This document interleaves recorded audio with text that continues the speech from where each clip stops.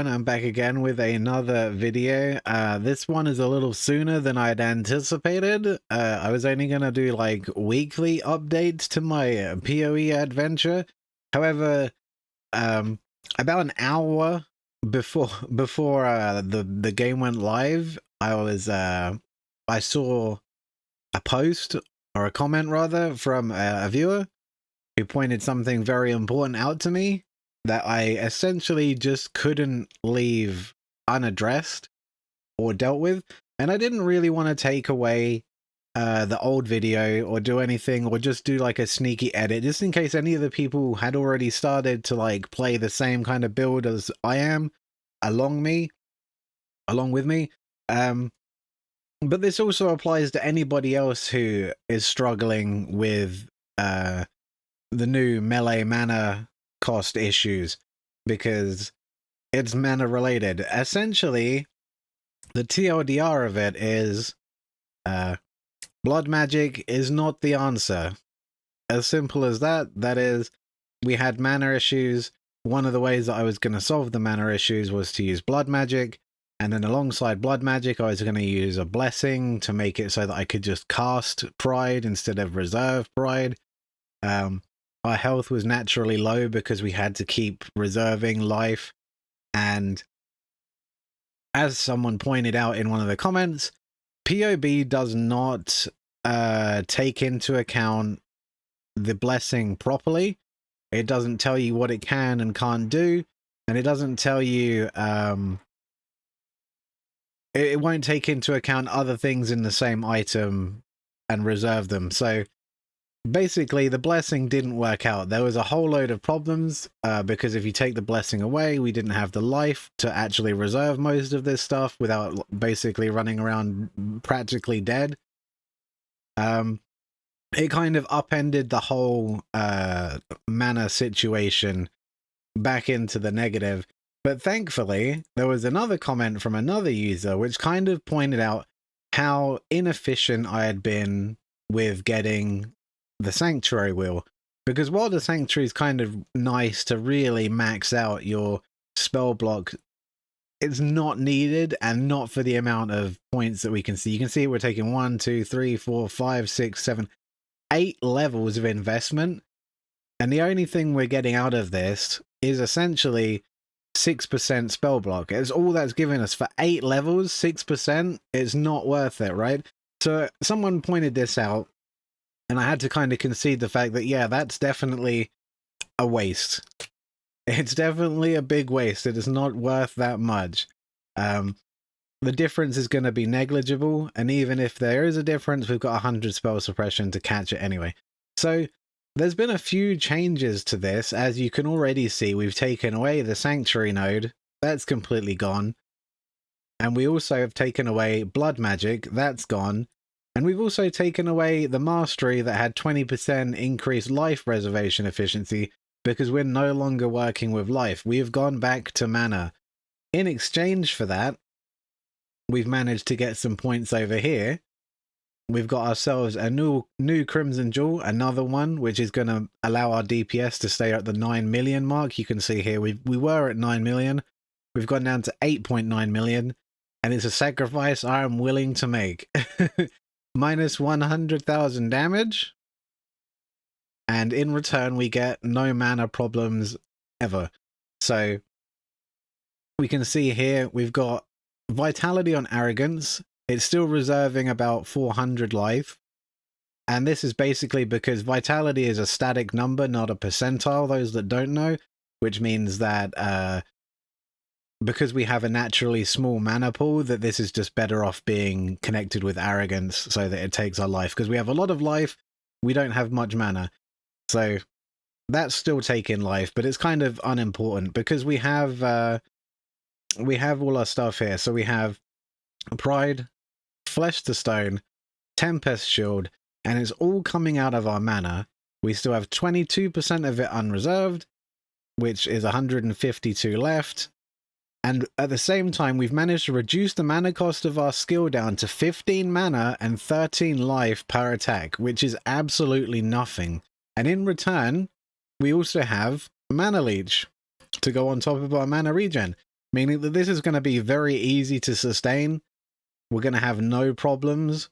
Whereas before, you know, it was taking like 51 life, and if you don't reduce it at all, it's taking like 51 mana, which you can see here would immediately, well, it would be like 3 attacks and we're out, right? Whereas there's no way of sustaining that, so you have to invest in bringing it down.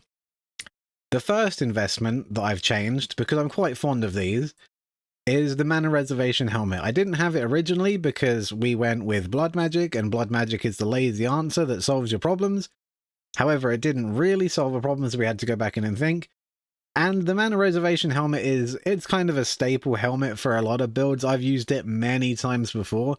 You use an Essence to craft 10% suppressed spell damage, and then you use Eater of Worlds to give it another 10 to 11% mana preservation, and you get a free 21% mana reservation. We've lost one defensive-ish layer. They've been in the process of removing it, so I don't really feel too bad about not using it. And that was simply, again, it was the Eater of Worlds implicit that was like 6% of damage from hits taken as fire. And, you know, I can live without that if it means I can just use all of my stuff without any problem. So that is my preference. Obviously, this helmet isn't complete. I just threw it together quickly to kind of show, you know, we get spell suppression, we get life, we get resistance, we get mana reservation. It's very easy to do, not hard at all. You secure the suffixes and then roll into the life for the prefix. It's kind of easy. You can see here our chaos resistance has gone down.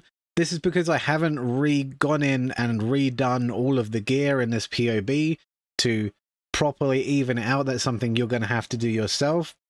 As with any kind of Path of Exile gameplay, a lot of the decisions and what you have available will determine what you can actually get. So in this, we're just at -2%. It's whatever. When I get round to doing the end game stuff in-game, I will try and cap this. There's quite a few ways to go about it. One of which basically being the Parandus jewel, if I can get my hands on it. That's quite quick and easy way to get a lot of chaos resistance. But that's besides the point. So yeah, this helmet, the reservation, because if you see, we take on and we put on our old helmet, the one that's in the original PoB, suddenly we only have 50 unreserved mana, which without the investment on this tree would mean that we would immediately go out of mana if we tried to use our skill normally. And, you know, this is the old helmet. You can still get away with it because it's still only doing 15 now that we've invested skill points into it.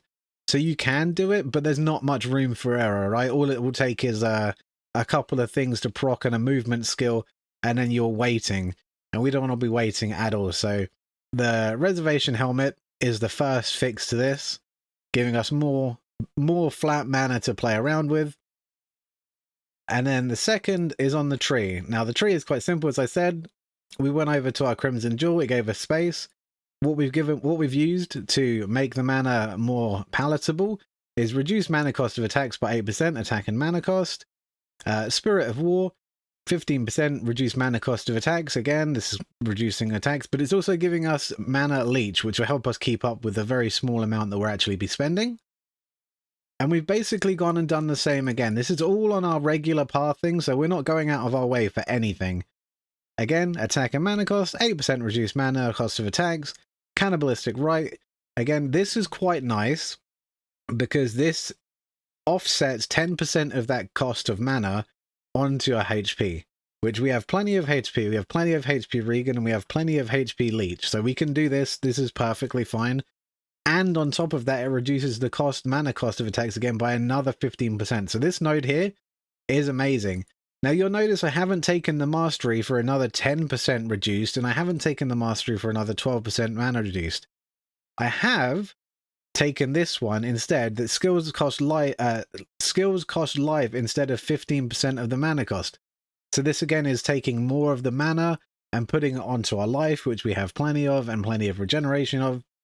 And with these small changes, 1, 2, 3, 4, and 5 points of the wasted 8 that we had up here has been repurposed into making the attack go from 51 mana or 51 life to 15 mana and 13 life, which is completely and very easily sustainable. And that essentially fixes everything, because you don't forget, you know, we have everything going that we want. Pride's on all of the time, Flesh to Stone is on all of the time, Tempest Shield is on all of the time, Vitality is on all of the time, and we still have 152 mana to play around with. So we have fixed our mana problem, and it is solved. And this will work with pretty much every melee build that is running into like the same kind of situation.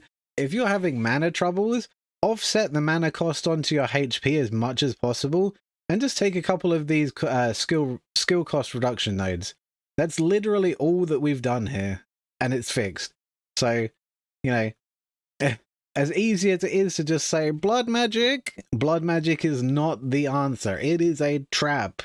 It is a trap. PoB doesn't calculate it properly, so it will just trick you, as it tricked me. So that's why I wanted to put this video out. I kind of felt like I can't just leave this unsettled. I need to at least acknowledge this and show what I've done to change it. So if anyone else is following what I'm doing, though I don't recommend it, this should at least show, like, shed some light onto how you get around it. So hopefully everyone had a good day one. I'm finally off work, which means I can finally play now. So I've got a lot of catching up to everybody to do. But if you enjoyed the video, please leave a like. Hopefully that was helpful. And yeah, the actual week 1 PoE blog update will come next week. So thank you, and bye-bye.